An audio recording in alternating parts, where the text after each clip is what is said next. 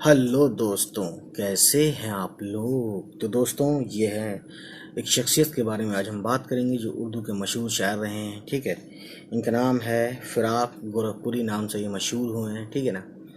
तो 1896 में इनका जन्म हुआ और 1982 में ये वफ़ात पा गए, दुनिया से चले गए हमेशा के लिए। तो पढ़ते हैं इनके बारे में क्या कुछ है और जो रुबाई इस बुक में दी हुई है, तो उस रुबाई को पढ़ेंगे और समझेंगे कुछ हार्ड वर्ड्स के मीनिंग जो भी होगा अगर। ठीक है।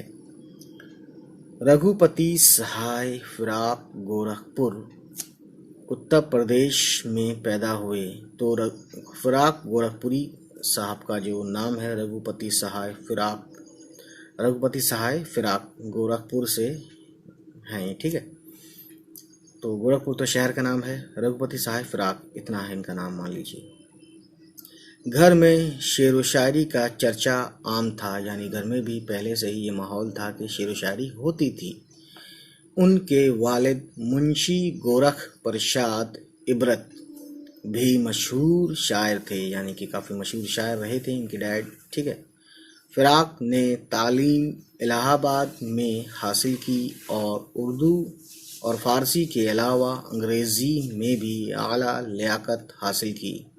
लियाकत यानी कि काबिलियत। ठीक है। आला यानी कि बहुत ऊंचा। ठीक है ना। बाद में इंडियन नेशनल कांग्रेस में शामिल हो गए।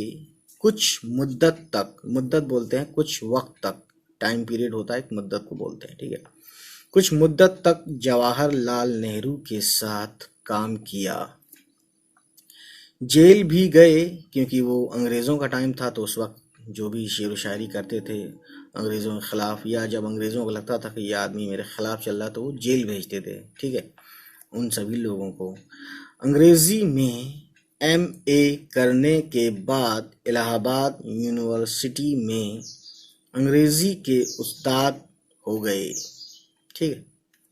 यानी इन्होंने इंग्लिश पढ़ाई, इंग्लिश लैंग्वेज शायर किसके हैं? उर्दू के। तो पहले ऐसा होता था कि जो उर्दू जिसको आती थी उसको फ़ारसी भी आती थी, उसको है ना हिंदी भी आती थी, और उसको जो है इंग्लिश भी आती थी। ठीक है ना।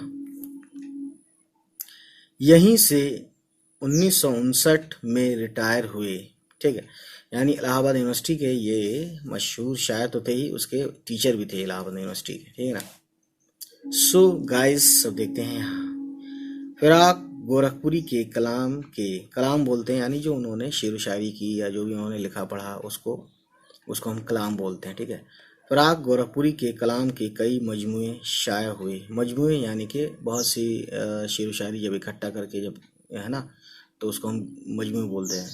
ठीक है।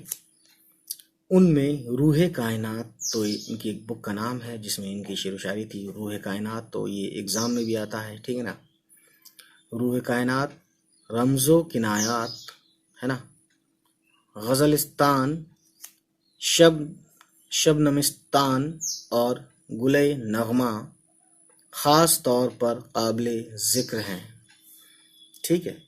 तो ये सब नाम आप याद रखिएगा, रूहे कायनात, रमज़ो किनायात, गज़लिस्तान, शबनमिस्तान और गुले नगमा। ठीक है। ये नाम पूछ लेते हैं कभी कभी एग्ज़ाम में। ठीक। ख़ास तौर पर काबिले ज़िक्र हैं। ठीक है। उनकी रुबाइयों का मजमुआ। अब यहाँ बात आती है फिर से वही जिसके लिए हमने ये आज वीडियो बनानी है। तो रुबाई वाला सिलसिला चल रहा है, तो उसी सिलसिले को आगे बढ़ाते हुए, ठीक है गाइस, उनकी रुबाइयों का मजमुआ कौन सा? रूप भी बहुत मशहूर है, यानी इनकी एक बुक है रूप नाम से। तो इनकी किताब काफ़ी मशहूर हुई जिसमें इन्होंने रुबाइयाँ लिखी हैं। ठीक। उर्दू में तासराती तनक़ीद, तासराती के कई मीनिंग होते हैं। तासराती तासरात से बना है। तासरात का मतलब होता है असरात, यानी कि इफ़ेक्ट्स, है ना, इजहार या ख्यालात। और तनकीद का मतलब होता है गाइस परख या खोटा खरा जांचना, यानी कुछ गड़बड़ी निकालना, कुछ भूल चूक किसी से हो जाए तो उसमें बताना कि ये भूल चूक हुई या ये गलती थोड़ी सी हुई। ठीक।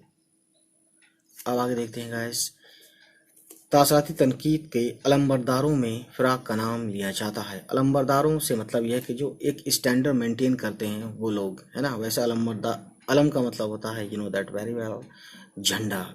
तो अलमबरदार का मतलब हो जाता है झंडा उठाकर चलने वाला, है ना। अलमबरदारों यानी वो लोग जो झंडा उठाकर चल रहे हैं, यानी वो लोग जो स्टैंडर्ड को लीड करते हैं, स्टैंडर्ड को बनाए रखते हैं। ठीक है।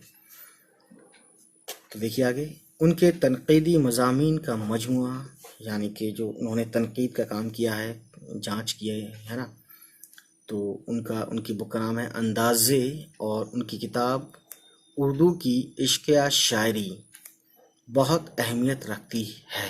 ठीक, तो ये समझने वाली बात है गाइस। शायरी में फ़िराक की गज़ल और उनकी रुबाई का अंदाज़ सबसे अलग है। ठीक, उन्होंने रुबाई की सिन्फ बोलते हैं टाइप्स, रुबाई की सिन्फ को हिंदुस्तानी सकाफ़त का तर्जुमान बना दिया। तर्जुमान यानी ट्रांसलेटर, और हिंदुस्तानी सकाफ़त यानी इंडियन कल्चर, यानी सकाफ़त का मतलब होता है तहजीब। ठीक है, सो गाइस अब देखते हैं कुछ रुबाई इसमें क्या है। तो इस रुबाई को पढ़ते हैं जो कि फ़राक गोरखपुरी साहब ने लिखी है। एक हल्क़े ज़ंजीर तो ज़ंजीर नहीं, एक नुक्ताए तस्वीर तो तस्वीर नहीं, तकदीर तो कौमों की हुआ करती है, एक शख्स की किस्मत कोई तकदीर नहीं। यहाँ देख सकते हैं शायर का नाम फ़राक गोरखपुरी लिखा है।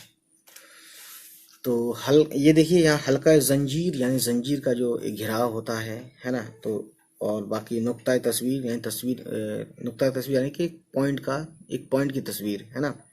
तकदीर तो आप जानते हैं, किस्मत वगैरह तकदीर, ठीक है, किस्मत जानते ही आप, फेट, FATE फेट। सो ये सब बातें हैं। तो इसमें क्या कुछ कहने की बात की, तो मैं आपको बता दूं कि इस रुबाई में शायर किसी इंसान के बदले कौम की तकदीर बनाने की बात कर रहा है, और कौम की तकदीर इसी वक्त बन सकती है ना, बन सकती है जब सब लोग मिलकर कोशिश करेंगे। और ये बुक में लिखा हुआ भी है जो मैंने अभी पढ़ा। बहरहाल तो आगे देखते हैं, ठीक है ना, क्या है क्या नहीं है। और एक चीज़, ये जैसे एक वर्ड है किस्मत और तकदीर, ये दोनों क्या हैं, हम मुतरादिफ अल्फाज हैं, यानी कि हम मायने, यानी दो वर्ड्स अलग अलग हैं लेकिन मीनिंग एक ही है। ठीक है, अब इनका देखिए। तो ये दूसरी रुबाई है इस बुक में। बुक का नाम है नवाई उर्दू, क्लास 10 की बुक है ये, ठीक है, NCERT की। तो देखते हैं, और ये लास्ट चैप्टर है, ठीक है।